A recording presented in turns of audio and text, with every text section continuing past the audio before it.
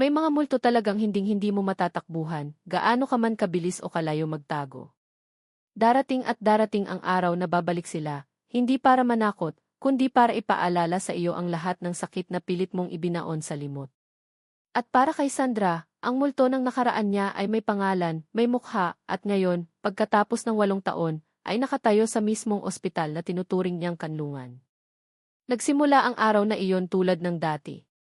Ang amoy ng antiseptic na kumakapit sa hangin, ang mahinang tunog ng mga gulong ng stretcher sa makintab na sahig, at ang pamilyar na abala ng mga kasamahan niyang nurse at doktor sa Lucas Medical Center. Para kay Sandra, isang 32 taong gulang na surgical nurse, ang kaguluhang ito ay musika sa kanyang pandinig. Ito ang kanyang mundo, ang kanyang santuwaryo. Dito, siya si Nurse Sandra, mahusay, maaasahan, at laging kontrolado ang sitwasyon.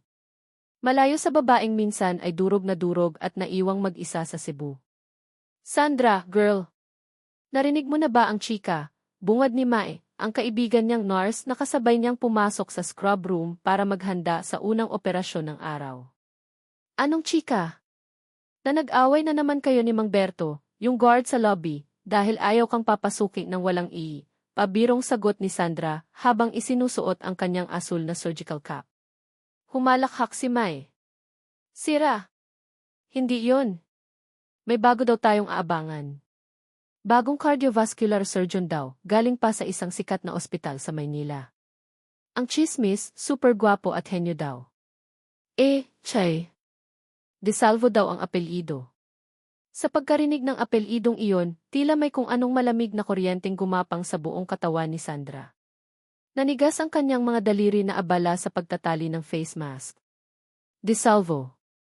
Isang apelyidong pilit niyang kinalimutan, ngunit nakaukit pa rin sa bawat sulok ng kanyang puso. Impossible. Maraming De Salvo sa mundo. Hoy, okay ka lang, pukao ni Mae, napansin ang biglaang pananahimik niya. Natulala ka dyan. Type mo ba agad? Hindi mo pa nga nakikita. Pilit nang umiti si Sandra, isang ngiting hindi umabot sa kanyang mga mata. Ano ka ba? Iniisip ko lang yung pasyente natin sa IC3. Tara na, baka malate pa tayo. Iniba niya ang usapan, hinila ang kaibigan palabas ng kwarto, pero ang isip niya ay lumilipad na pabalik. Cebu, 8 taon na ang nakalilipas. Gabi. Umuulan ng malakas sa labas ng Mactan Cebu International Airport. Ang malamig na hangin ay tila tumatago sa manipis niyang blouse, pero hindi niya ito alintana. Ang lamig sa loob ng puso niya ay higit pa roon. Hawak niya ang isang one-way ticket pabalik ng Maynila, basang-basa sa kanyang mga luha. Kakahatid lang sa kanya ni Blake. Si Blake De Salvo. Ang kanyang unang pag-ibig, ang lalaking pinangarap niyang makasama habang buhay. Sandra, please understand, sabi nito kanina, ang boses ay basag, puno ng pagsusumamo pero may halong pinalidad. I have to do this. For Jem's career. For LY future. Susunod ako sa iyo sa Maynila, pangako. Hintayin mo lang ako. Pero alam ni Sandra ang ibig sabihin ng mga salitang iyon. Isang magandang paraan ng pamamaalam. Ang pamilya ni Blake, mga kilalang doktor sa Maynila, ay hindi siya tanggap. Isang simpleng probinsyana na nangangarap maging nurse.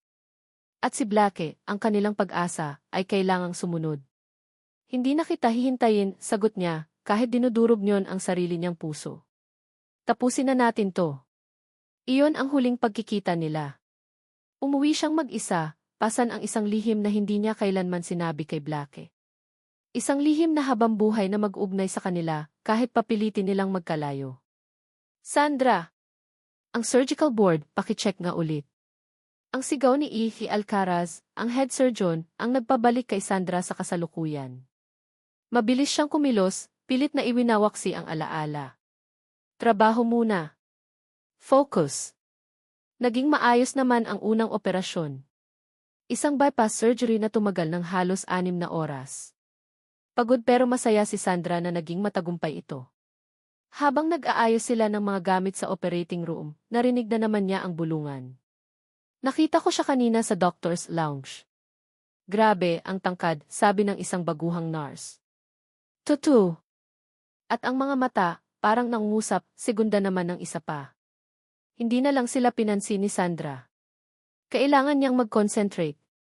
Kailangan niyang tapusin ang araw ng walang aberya. Paglabas niya ng EC, dala ang patient chart, kinailangan niyang dumaan sa mahabang hallway patungo sa Medyo abala ang pasilyo. May mga pamilyang naghihintay, mga doktor na nag-uusap. At sa dulo ng hallway, malapit sa nurses station, may isang grupo ng mga staff na nakapalibot sa isang lalaking nakatalikod, suot pa rin ang berding surgical gown nito. Ito na siguro yung bagong doktor. Walang pakialam si Sandra. Dederecho na sana siya nang biglang lumingon ang lalaki. At sa isang iglap, huminto ang mundo ni Sandra. Para siyang nanonood ng isang pelikula na biglang nag-slow motion. Ang ingay ng paligid ay nawala, napalitan ng malakas na kabog ng sarili niyang dibdib. Ang lalaki, matangkad, mas matipuno na ngayon, pero may parehong tindig na hindi niya kailanman malilimutan, ay dahan-dahang tinanggal ang face mask nito. Ang pamilyar na panga. Ang matangos na ilong. At ang mga matang iyon, ang mga matang minsan ay tinititigan niya hanggang sa makatulog siya. Ang mga matang puno ng pangarap at pangako. Si Blake. Blake DeSalvo. Nagtagpo ang kanilang mga mata sa kahabaan ng hallway. Nakita ni Sandra ang pagbabago sa ekspresyon ni Blake, mula sa simpleng pakikipag-usap, sa pagtataka, hanggang sa ganap na pagkabigla. Ang kanyang pangalan ay namutawi sa mga labi nito, walang boses, ngunit malinaw na nabasa ni Sandra. Sandra! Parang may sariling isip ang mga paa ni Sandra. Automatiko itong tumalikod, bago pa man siya matawag ni Blake. Mabilis ang kanyang mga hakbang, halos patakbo, palayo sa lugar na iyon. Hindi niya alam kung saan siya pupunta. Ang tanging alam niya ay kailangan niyang makalayo. Sandra, teka! Narinig niya ang boses ni Blake sa di kalayuan, pero hindi siya lumingon. Nagkunwari siyang may kausap sa telepono. Pumasok siya sa unang pinto na nakita niya, ang cafeteria. Pero kahit doon, parang nakasunod ang anino ni Blake. Sa team huddle kinahapunan, sinadya niyang tumayo sa pinakalikod, sa likod ng pinakamatangkad na residente, para lang hindi siya makita. Sa bawat anino, sa bawat paglingon, ang takot na makita siyang muli ay bumabalot sa kanya. Paano? Bakit dito? Sa lahat ng ospital sa Pilipinas, bakit dito pa? Ang huling oras ng kanyang shift ay isang matinding pagpapahirap. Bawat tunog ng pinto ay nagpapakaba sa kanya. Bawat tawag sa intercom ay nagpapatalon sa puso niya. Kailangan na niyang umuwi. Kailangan niyang makita ang anak niya. Ang kanyang lakas. Ang kanyang si Sofia. Nang matapos ang kanyang duty, hindi na siya nag-ayos. Kinuha niya agad ang kanyang bag at nagmamadaling lumabas. Ngunit sa pagliko niya sa isang sulok, nakita niya si Blake nakausap si Ike Alcaraz, malapit sa exit. Walang ibang daan. Sa sobrang taranta, pumasok si Sandra sa pinakamalapit na silid, ang stock room ng mga gamit panlinis. Madilim at masikip. Amoy chlorine. Sumandal siya sa pinto, hinahabol ang kanyang hininga. Ang puso niya ay parang gustong kumawala sa kanyang dibdib. May maliit na bintanang salamin ang pinto. Mula doon, tanaw niya ang likod ni Blake. Nakikita niya itong tumatawa sa isang sinabi ni Ike Alcaraz. Ang tawang iyon. Ilang taon na rin niyang hindi narinig, pero kabisado pa rin niya ang tunog. Biglang may liwanag na tumama sa kanyang mukha mula sa siwang ng pinto. Nagtama ang liwanag sa isang bagay sa loob ng kanyang bag na bahagyang nakabukas. Kinuha niya ito. Isang maliit na locket na kulay pilak. Binuksan niya. Sa loob, naroon ang pinakaunang litrato ng kanyang anak. Si Sofia. Ang munting anghel na nasa larawan na may mga matang bilugan at ngiting walang kasing tamis. Ang dahilan kung bakit siya bumabangon araw-araw, kung bakit kinakaya niya ang pagod at puyat, kung bakit kailangan niyang maging matatag. Ang kanyang pinakamahalagang lihim. Habang nakasilip sa siwang ng pinto ng stockroom, nanginginig pa rin ang kamay ni Sandra na hawak ang locket. Tanaw niya si Blake, nakatayo roon na parang isang estatwa mula sa isang panaginip na pilit niyang tinakasan. Ang bawat halakhak nito na umaabot sa kanyang pandinig ay parang mga karayom na tumutusok sa kanyang dibdib. Ang lalaking minahal niya ng buong puso ay narito, ilang metro lang ang layo, ngunit hindi nito alam na ang isang piraso ng kanilang nakaraan, ang pinakamahalagang piraso, ay humihinga at nabubuhay sa katauhan ng isang batang naghihintay sa kanyang pag-uwi. Napaupo si Sandra sa sahig, sa gitna ng mga bote ng mop at panlinis. Napasabunot siya sa sariling buhok, ang mga luha na kanina pa niya pinipigilan ay nagsimula ng bumagsak. Bakit ngayon ka pa bumalik, Blake? Bulong niya sa hangin, isang tanong na puno ng takot at pait. Bakit ngayon kung kailan maayos na ang lahat? Nang sa wakas ay makita niyang nagpaalam na si Blake kay Ihi Alcaraz at naglakad patungo sa kabilang direksyon, naghintay pa si Sandra ng ilang minuto bago dahan-dahang binuksan ang pinto. Sumilip siya sa kaliwat kanan. Nang masigurong wala na ito, dali-dali siyang tumakbo palabas ng ospital, hindi na nag-log out ng maayos. Ang tanging nasa isip niya ay ang makalayo, ang makauwi sa kanyang kanlungan. Ang biyahe pa uwi sa jeepney ay isang paglalakbay pabalik sa nakaraan. Ang siksikan, ang ingay ng kalsada, ang mainit na hangin na humahampas sa kanyang mukha, lahat ay tila naglaho. Hindi niya napigilan ang isip na bumalik sa gabing iyon sa Cebu, 8 taon na ang nakalipas. Ang hagulhol ng langit ay kasabay ng kanyang pag-iyak habang nakaupo siya sa malamig na semento ng departure area. Basang-basa ang kanyang damit, nanginginig sa ginaw at sa sakit. Hawak niya ang tiket na simbolo ng katapusan. Sa kabilang kamay, sa ilalim ng kanyang blouse, ay ang kanyang tiyan na dahan-dahan niyang hinihimas. 2 linggo pa lang ang nakalipas mula nang malaman niya. 2 linggo ng pag-iisip kung paano sasabihin kay Blake, 2 linggo ng pangarap na bubuo sila ng isang masayang pamilya. Pero ang mga pangarap na iyon ay gumuho sa isang iglap. Patawarin mo ko, Blake, bulong niya noon sa kawalan habang pinagmamasdan ang paglipad ng isang eroplano. Patawarin mo ko dahil hindi ko sinabi sa'yo. Pinili niyang manahimik. Para saan pa? Aalis na rin naman siya. Ayaw siyang tanggapin ng pamilya nito. Anong kinabukasan ang maibibigay niya sa kanilang anak kung ipipilit niya ang isang relasyong sa simula pa lang ay tutol na ang mundo? Itinago niya ang kanyang pagbubuntis. Itinago niya ito sa lahat. Nag-iisa niyang hinarap ang bawat araw ng paglilihi, ang bawat hirap, ang bawat takot. Paranaque. Baba na. Ang sigaw ng driver ang gumising sa kanya mula sa malalim na pag-iisip. Nagmamadali siyang bumaba, dala-dala pa rin ang bigat sa kanyang dibdib. Ang bahay ni Sandra ay maliit lang, isang apartment na nirerentahan niya sa isang tahimik na subdivision. Simple pero malinis at maaliwalas. Pagpasok niya, ang unang bubungad ay isang munting altar na may imahen ng sto. Ninyo at isang kandilang laging nakasindi. Sa isang silya sa gilid, maayos na nakatupi ang puti at aso na school uniform ni Sofia, handa na para bukas. Ito ang kanyang mundo. Maliit, simple, pero payapa. Isang kapayapaan na ngayon ay nanganganib na gumuho. Mama! Ang matinis at masayang boses na iyon ang humila kay Sandra pabalik sa kasalukuyan. Mula sa maliit na kwarto, lumabas ang isang batang babae na may 7 taong gulang, nakapantulog na may design ng unicorn, at tumakbo ng buong bilis para salubungin siya. Yumakap ito ng mahigpit sa kanyang mga binti. Sofia, anak, guminhawa ang paghinga ni Sandra. Agad siyang yumuko para yakapin ng mahigpit ang kanyang anak. Inamoy niya ang mabangong buhok nito. Ito ang kanyang santuwaryo. Hindi ang ospital. Kundi ang mga bisig ng kanyang munting anghel. Mama, you're late. And may amoy ospital ka pa rin po, sabi ni Sofia, bahagyang kumunot ang ilong pero lalo pang hinigpitan ang yakap. Natawa ng bahagya si Sandra. Pasensya na, baby. Maraming ginawa sa trabaho si Mama. Hinalikan niya ito sa noo. Kumain ka na ba? Nasaan si Yayalita mo? Tapos na po. Nagpaalam na po si Yaya, sabi niya uwi na raw po siya kasi gabi na. Itinuro ni Sofia ang lamesa kung saan may nakatakip na plato. Tinolang manok po ang ulam. Pinagtabi ka po namin. Ang simpleng gesture na iyon ay nagpalambot sa puso ni Sandra. Ang lahat ng takot at pagod na naramdaman niya buong araw ay tila bahagyang gumaan. Hinubad niya ang kanyang sapatos, naghugas ng kamay at umupo sa tabi ng anak para kumain. Habang kumakain siya, walang tigil sa pagkukwento si Sofia tungkol sa nangyari sa eskwela, ang bago nilang lesson sa science, ang asaran nila ng kaklase niyang si Miguel, at ang star na nakuha niya sa kanyang drawing.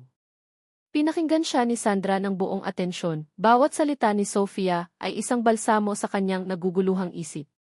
Ito ang normalidad niya. Ito ang buhay na binuo niya. Isang buhay na malayo kay Blake de Salvo. Mama, biglang sabi ni Sofia sa kalagitnaan ng pagkain, ang boses ay naging maseryoso. Tumingin ito sa kanya, ang mga mata nitong bilugan at malalim ay puno ng inosenteng kuryosidad. Kanina po kasi sa school, sinundo si Bea ng daddy niya. Tapos sabi po niya, kamukha raw po niya ang daddy niya. Ako po, mama si daddy po ba sa langit, kamukha ko. Natigilan si Sandra. Ang kutsarang hawak niya ay nanatili sa ere. Isang malaking bukol ang tila bumaraha sa kanyang lalamunan. Ito ang tanong na pinakakinatatakutan niya, ang tanong na alam niyang darating din balang araw. Sa loob ng 7 taon, ang palagi niyang sinasabi kay Sofia ay nasa langit na ang kanyang ama, isang bayani na binabantayan sila mula sa itaas. Isang kasinungalingan na binuo niya para protektahan ang puso ng kanyang anak at ang sarili niyang lihim. Pilit siyang humiti, isang ngiting alam niyang nanginginig. Naman, anak, sagot niya, sinisikap na panatilihing kalmado ang kanyang boses. Siyempre, kamukha mo siya. Ikaw kaya ang pinakamagandang anghel na ipinadala niya dito sa lupa para kay mama. Tinitigan siya ni Sofia, na para bang sinusuri ang bawat salita niya. May bahid ng pagtataka sa mga mata nito, ngunit sa huli, isang matamis na ngiti ang sumilay sa mga labi nito. Talaga po, mama? Talaga, baby. Hinaplos ni Sandra ang pisngi ng anak, pinipigilan ang mga luhang nagbabadyang tumulo. Sa bawat pagtitig niya sa mukha ni Sofia, sa hugis ng mga mata nito, sa kurba ng ilong, sa paraan ng pagngiti, si Blake ang nakikita niya. Isang buhay na kopya. Paano kung makita siya ni Blake? Matapos maghapunan, tinulungan ni Sandra si Sofia sa kanyang homework bago niya ito inihanda para sa pagtulog. Kinantahan niya ito ng paborito nitong lulabi, ang Kiss sa Uggoy ng Duyan, hanggang sa unti-unti nang pumikit ang mga mata nito. Nang makatulog na ito, nanatili si Sandra sa gilid ng kama, pinagmamasdan ang payapang mukha ng kanyang anak. Dito, sa katahimikan ng gabi, bumabalik ang lahat. Ang bigat. Ang kasalanan. Dahan-dahan niyang hinaplos ang buhok ni Sofia. Kamukhang-kamukha mo ang ama mo, bulong niya sa isip, isang katotohanang siya lang ang nakakaalam. Ang mga mata mo, ang ilong mo lahat sa kanya. Bumalik siya sa sala, umupo sa sofa, at niyakap ang kanyang mga tuhod. Ang apartment ay tahimik, ngunit ang isip niya ay maingay. Nagbalik ang alaala ng gabi sa terminal ng Cebu. Ang lamig ng ulan sa kanyang balat, ang pakiramdam ng pag-iisa, at ang bigat ng desisyon na kailangan niyang gawin. Patawarin mo ko, Blake, ang paulit-ulit na bulong niya noon. Pero ngayon, napagtanto niya, ang patawad na iyon ay hindi lang para kay Blake. Iyon ay para din sa anak na dinadala niya. Patawarin mo ko, anak, dahil sa simula pa lang, ipinagkait ko na sa iyo ang karapatan mong makilala siya. Tumayo siya at kinuha ang isang maliit na bowl na kahoy mula sa ilalim ng kanyang kama. Binuksan niya ito. Sa loob ay ang iilang alaala niya ng nakaraan, isang tuyong bulaklak ng sampagita, isang punit na tiket ng scene, at isang kupas na litrato nilang dalawa ni Blake sa isang fiesta sa Cebu, parehong nakangiti sa kamera, mga matang puno ng pag-ibig at walang kaalam-alam sa paparating na sakit. Kinuha niya ang litrato. Hinaplos niya ang mukha ni Blake. Ang saya sa mga mata nito noon, ang kumpiyansa. Naging matagumpay ito tulad ng inaasahan. Isang kilalang surgeon na ngayon. Samantalang siya, binuo ang kanyang mundo sa isang kasinungalingan para lang mabuhay. Narinig niya ang mahinang pag-ubo ni Sofia mula sa kwarto. Agad niyang ibinalik ang litrato sa bowl at isinara ito ng mahigpit, na para bang sa paggawa niyon ay maitatago niya muli ang nakaraan. Tumayo siya at naglakad patungo sa pinto ng kwarto ni Sofia, bahagyang binuksan ito para silipin ang mahimbing na natutulog niyang anak. Ang kapayapaan sa mukha ni Sofia ang nagbigay sa kanya ng panibagong determinasyon. Ang pagbabalik ni Blake ay hindi isang pagkakataon. Isa itong banta. Isang banta sa mundong maingat niyang binuo para sa kanilang dalawa. Humigpit ang kanyang kamao. Hindi. Hindi niya hahayaang masira ang lahat. Itinago niya ang lihim na ito sa loob ng 8 taon. Ipaglalaban niya ito hanggang sa huli. Proprotektahan kita, anak, bulong niya sa dilim, isang panunumpa sa kanyang sarili. Kahit anong mangyari, hindi niya malalaman. Hinding-hindi. Ngunit sa likod ng tapang na iyon, may isang tanong na gumugulo sa kanyang isip, isang tanong na nagdudulot ng kilabot sa buo niyang pagkatao, hanggang kailan? Hanggang kailan niya kayang itago ang isang katotohanang may sariling mukha at naglalakad sa mundo? Ang mga sumunod na araw ay naging isang laro ng taguan para kay Sandra. Bawat sulok ng Ace Lulu case ay naging isang posibleng bitag. Ang salitang bata ay binitawan niya ng may pag-aalinlangan na para bang ang pagsambit niyon ay magpapatotoo sa isang bagay na hindi pa niya kayang tanggapin. Umatras si Sandra hanggang sa maramdaman niya ang malamig na pader sa kanyang likuran. Wala na siyang matatakbuhan. Ito na ang katapusan ng kanyang 8 taong pagtatago. Hindi ko alam ang sinasabi mo, pagkakailan niya, kahit alam niyang walang silbi. Ang boses niya ay mahina, basag. Isang mapait na tawa ang kumawala sa mga labi ni Blake. Isang tawang walang saya, puno ng sakit at frustrasyon. Huwag mo na akong gawing tanga, Sandra. Nag-imbestiga ako. At to the Risk Preparatory School. Sofia Isabel Reyes. 7 years old. Birthday, October 14 na. Eksaktong 9 na buwan matapos kang umalis ng Cebu. Bawat detalye ay parang isang suntok sa sikmura ni Sandra. Nalaman niya. Nalaman na niya ang lahat. Napahawak siya sa kanyang dibdib, hirap ng huminga. Ang mga luha na kanina pa niya kinikimkim ay nagsimula ng mamuo sa kanyang mga mata. Umiiling siya, hindi dahil sa pagtanggi, kundi dahil sa pagkatalo. Bakit? Tanong ni Blake, ang boses niya ay bahagyang nanginig, isang siwang sa kanyang matigas na depensa na nagpapakita ng matinding sakit. Bakit hindi mo sinabi sa akin, Sandra? Bakit mo ipinagkait sa akin ang karapatang malaman na may anak ako? Sa wakas, tumingin si Sandra sa mga mata ni Blake. Nakita niya roon ang lahat, ang galit, ang pagkalito, ang sakit. At sa ilalim ng lahat ng iyon, ang parehong Blake na minahal niya, na ngayon ay wasak dahil sa kanyang kasinungalingan. Hindi na niya kaya. Bumigay na ang pader na itinayo niya sa paligid ng kanyang puso. Dahil natakot ako, sigaw niya, ang boses ay puno ng pait at hinanakit na naipon sa loob ng 8 taon. Ang mga luha ay malaya nang dumaloy sa kanyang mga pisngi. Natakot ako, Blake. Ayaw sa akin ang pamilya mo. Anong sasabihin ko? Nabuntis ako sa anak ng lalaking pinipilit nilang ihiwalay sa akin. Anong buhay ang ibibigay natin sa kanya? Isang buhay ng pagtatago. Ng kahiyan. Natahimik si Blake sa kanyang sinabi. Ang galit sa mukha nito ay napalitan ng isang bagay na mas malalim, mas masakit. Kaya nagdesisyon ka para sa ating dalawa, mahinang tanong nito. Kinuha mo sa akin ang pagpipilian. Wala akong pagpipilian, giit ni Sandra, humihikbi na siya. Ginawa ko kung ano ang sa tingin ko ay tama. Para sa kanya. Para protektahan siya mula sa isang mundong hindi pa man siya isinisilang ay hinuhusgahan na siya. At ako, halos pabulong na tanong ni Blake. Paano naman ako? Hindi mo ba naisip na karapatan ko rin siyang protektahan? Nakarapatan ko siyang mahalin? Ang mga salitang iyon ay tumagos sa puso ni Sandra. Inisip niya. Gabi-gabi, sa loob ng 8 taon, iyon ang bumabagabag sa kanya. Ang kasalanang ipinagkait niya hindi lang sa kanyang anak, kundi pati na rin sa ama nito. Huminga siya ng malalim, tinitipon ang lahat ng natitirang lakas. Tinitigan niya si Blake, mata sa mata. Ang lahat ng kasinungalingan ay kailangang magwakas. Dito. Ngayon. Eli. Ang isang salita ay lumabas sa kanyang bibig, nanginginig at halos hindi marinig. Humigpit ang pagkakahawak ni Blake sa kanyang kamao.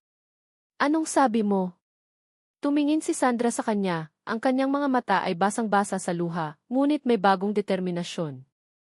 Inulit niya, mas malakas, mas malinaw, bawat pantig ay isang pag-amin sa katotohanang matagal niyang itinago. Black, anak mo siya. Ang pag-amin ay binitawan niya sa hangin, at sa isang iglap, tila huminto ang oras sa loob ng maliit na klinik. Ang tanging maririnig ay ang mahinang hikbi ni Sandra, at ang mabigat na paghinga ni Blake. Ang mukha ni Blake ay nagmistulang isang blankong canvas. Tila hindi maproseso ng kanyang isip ang kumpirmasyong matagal na niyang hinihintay ngunit kinatatakutan. Dahan-dahan, ang kanyang mga mata ay napunta sa isang bagay sa maliit na mesa sa tabi ni Sandra. Isang puting coffee mug na may logo ng ospital. Sa isang iglap, tila nawala ng lakas ang kanyang mga kamay.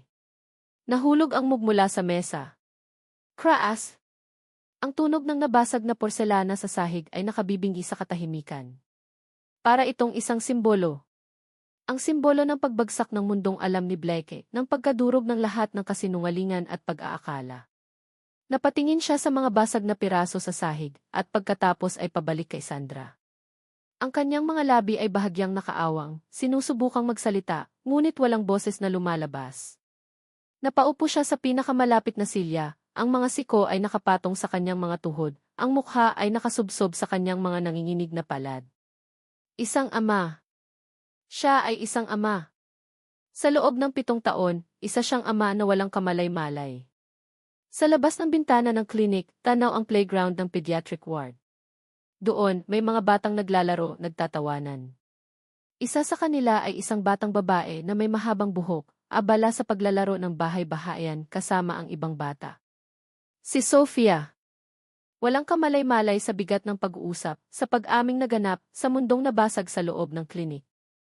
Ang kanyang inosenteng tawa ay maririnig mula sa malayo, isang malupit na kaibahan sa bigat ng katotohanan ngayong ay kailangan ng harapin ng kanyang ina at ng ama na ngayon lang niya marahil makikilala. Ang mga araw pagkatapos ng pag-amin ay puno ng alanganing katahimikan. Para silang dalawang estranghero na biglang pinagtali ng isang napakatibay ngunit napakasakit na lubid. Walang sigawan, walang sumbatan. Tanging ang bigat ng 8 taong nasayang at ang isang katotohanang kailangan nilang harapin, si Sofia. Si Blake, pagkatapos ng unang bugso ng pagkabigla at sakit, ay nagpasya. Hindi na niya sasayangin pa ang isa pang araw. Gusto niyang makilala ang kanyang anak. Ang unang pagkikita ay pinlano ni Sandra ng buong ingat. Isang Sabado ng umaga sa kanilang maliit na apartment. Sinabi niya kay Sofia na may bisita silang darating, isang kaibigan ni Mama mula sa ospital. Nang tumunog ang doorbell, ang puso ni Sandra ay kumabog ng mas malakas kaysa dati. Si Blake, nakatayo sa labas, ay hindi mukhang ang kumpiyansang surgeon na kilala ng lahat. Mukha siyang isang binatang kinakabahan sa kanyang unang date. May dala siyang isang malaking paper bag. Para sa kanya, sabi ni Blake, ang boses ay bahagyang paos, iniabot ang paper bag kay Sandra. Binuksan ni Sandra ang pinto ng mas maluwag. At doon, sa gitna ng kanilang sala, nakatayo si Sofia, hawak ang kanyang manikang si Rosie, nakatingin ng may kuryosidad sa bagong dating. Nagtagpo ang mga mata ni Blake at Sofia. Walang salitang namutawi. Si Blake, na sanay humarap sa mga sitwasyong buhay at kamatayan sa operating room, ay tila natulo sa kanyang kinatatayuan, hindi alam ang gagawin. Sofia, si Tito Blake, ipinakilala ni Sandra, ang salitang tito, ay parang papel de liha sa kanyang dila. Ngumiti si Sofia.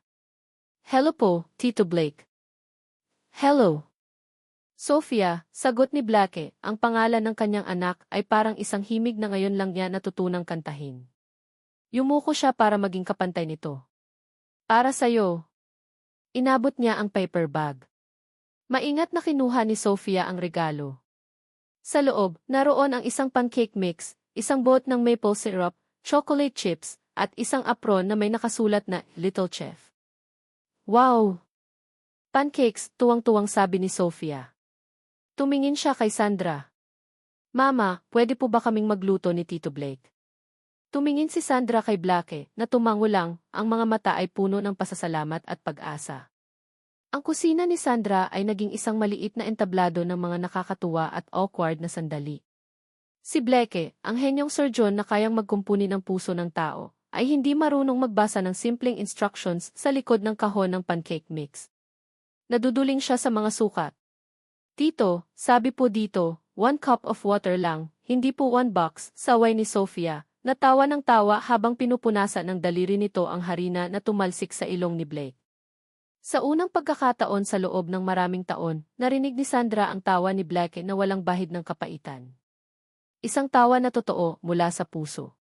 Nakasandal siya sa hamba ng pinto ng kusina, tahimik na pinagmamasdan ang dalawa.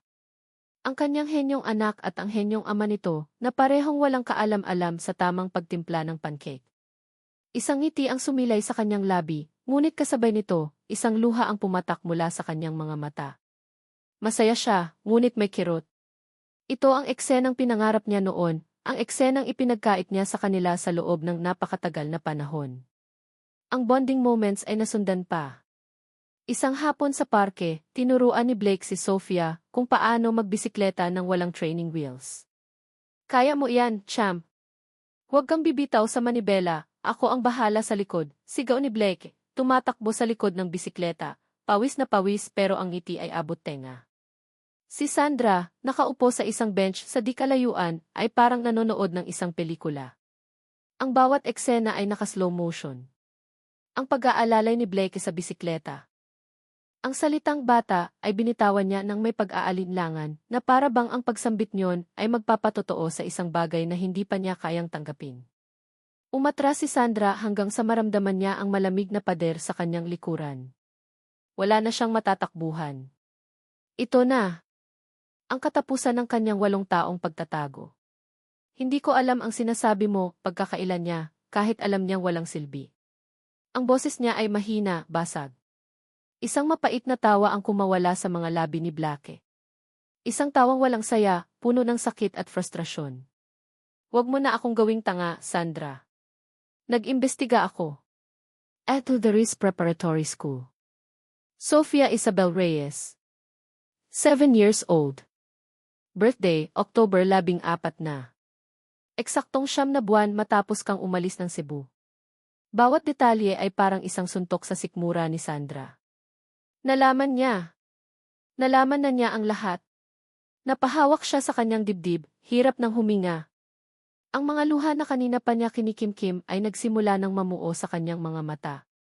Umiiling siya, hindi dahil sa pagtanggi, kundi dahil sa pagkatalo. Bakit? Tanong ni Blake, ang boses niya ay bahagyang nanginig, isang siwang sa kanyang matigas na depensa na nagpapakita ng matinding sakit. Bakit hindi mo sinabi sa akin, Sandra? Bakit mo ipinagkait sa akin ang karapatang malaman na may anak ako? Sa wakas, tumingin si Sandra sa mga mata ni Blake. Nakita niya roon ang lahat, ang galit, ang pagkalito, ang sakit. At sa ilalim ng lahat ng iyon, ang parehong Blake na minahal niya, na ngayon ay wasak dahil sa kanyang kasinungalingan. Hindi na niya kaya. Bumigay na ang pader na itinayo niya sa paligid ng kanyang puso. Dahil natakot ako, sigaw niya, ang boses ay puno ng pait at hinanakit na naipon sa loob ng 8 taon. Ang mga luha ay malaya nang dumaloy sa kanyang mga pisngi. Natakot ako, Blake. Ayaw sa akin ang pamilya mo. Anong sasabihin ko? Nabuntis ako sa anak ng lalaking pinipilit nilang ihiwalay sa akin. Anong buhay ang ibibigay natin sa kanya? Isang buhay ng pagtatago. Ng kahiyan. Natahimik si Blake sa kanyang sinabi. Ang galit sa mukha nito ay napalitan ng isang bagay na mas malalim, mas masakit. Kaya nagdesisyon ka para sa ating dalawa, mahinang tanong nito. Kinuha mo sa akin ang pagpipilian. Wala akong pagpipilian, giit ni Sandra, humihikbi na siya. Ginawa ko kung ano ang sa tingin ko ay tama. Para sa kanya. Para protektahan siya mula sa isang mundong hindi pa man siya isinisilang ay hinuhusgahan na siya. At ako, halos pabulong na tanong ni Blake. Paano naman ako? Hindi mo ba naisip na karapatan ko rin siyang protektahan? Nakarapatan ko siyang mahalin? Ang mga salitang iyon ay tumagos sa puso ni Sandra. Inisip niya. Gabi-gabi, sa loob ng 8 taon, iyon ang bumabagabag sa kanya. Ang kasalanang ipinagkait niya hindi lang sa kanyang anak, kundi pati na rin sa ama nito. Huminga siya ng malalim, tinitipon ang lahat ng natitirang lakas. Tinitigan niya si Blake, mata sa mata. Ang lahat ng kasinungalingan ay kailangang magwakas. Dito. Ngayon. Eli. Ang isang salita ay lumabas sa kanyang bibig, nanginginig at halos hindi marinig. Humigpit ang pagkakahawak ni Blake sa kanyang kamao. Anong sabi mo? Tumingin si Sandra sa kanya. Ang kanyang mga mata ay basang-basa sa luha, ngunit may bagong determinasyon. Inulit niya, mas malakas, mas malinaw, bawat pantig ay isang pag-amin sa katotohanang matagal niyang itinago. Black, anak mo siya. Ang pag-amin ay binitawan niya sa hangin, at sa isang iglap, tila huminto ang oras sa loob ng maliit na klinik. Ang tanging maririnig ay ang mahinang hikbi ni Sandra, at ang mabigat na paghinga ni Blake. Ang mukha ni Blake ay nagmistulang isang blankong canvas. Tila hindi maproseso ng kanyang isip ang kumpirmasyong matagal na niyang hinihintay ngunit kinatatakutan. Dahan-dahan, ang kanyang mga mata ay napunta sa isang bagay sa maliit na mesa sa tabi ni Sandra. Isang puting coffee mug na may logo ng ospital. Sa isang iglap, tila nawala ng lakas ang kanyang mga kamay. Nahulog ang mug mula sa mesa. Craas! Ang tunog ng nabasag na porselana sa sahig ay nakabibinggi sa katahimikan.